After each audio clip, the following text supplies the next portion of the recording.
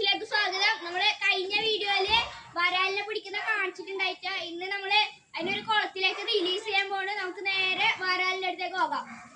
Guys, നമ്മളെ വരാല് ഈന്റെ അകത്താണ് വരുന്നത്. അപ്പൊ നമുക്ക് കാണാം. അപ്പോൾ ഗൈസ്, നമ്മൾ ഈ പിടിക്കുന്ന ഈ വരാലിനെയാണ് നമ്മൾ ടാങ്കിലോട്ട് റിലീസ് ചെയ്യാൻ പോകുന്നത്.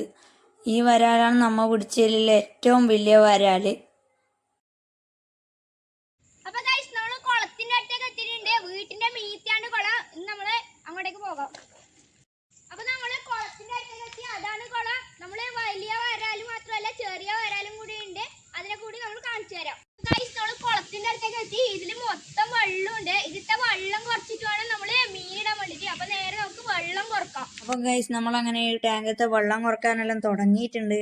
ഞങ്ങളതിൽ മോട്ടറും കാര്യങ്ങളൊന്നും ഇല്ലാത്തതുകൊണ്ട് പൈപ്പ് വെച്ചിട്ട് മാത്രമാണ് ഞങ്ങൾ വെള്ളം കുറക്കുന്നത്. കുറേ സമയം വെള്ളമെല്ലാം കോരി വെച്ചിട്ടാണ് ഈ ട്രിക്കൊന്ന് വർക്കായി കിട്ടിയത്.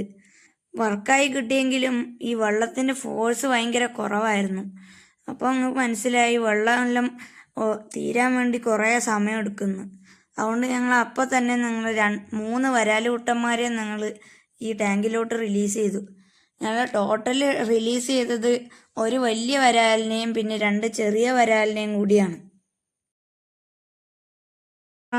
ഇത്ര വെള്ളം കുറഞ്ഞിട്ടുണ്ട് ഗൈസ്.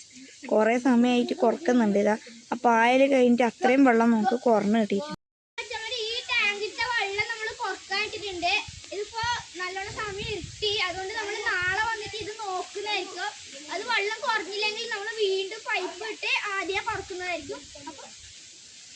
അപ്പൊ മച്ചന്മാരെ, ഈ കുളം വറ്റിക്കല് മാത്രല്ല, ഇവിടുന്ന് ആടുന്നോട്ട് അടുത്തം വരെ 5 ടാങ്കുകള് നമ്മൾ ആക്കുന്നുണ്ട്. അത് അടുത്ത പാർട്ടിൽ വരുന്നതാണ്. അപ്പൊ എല്ലാവർക്കും ബൈ.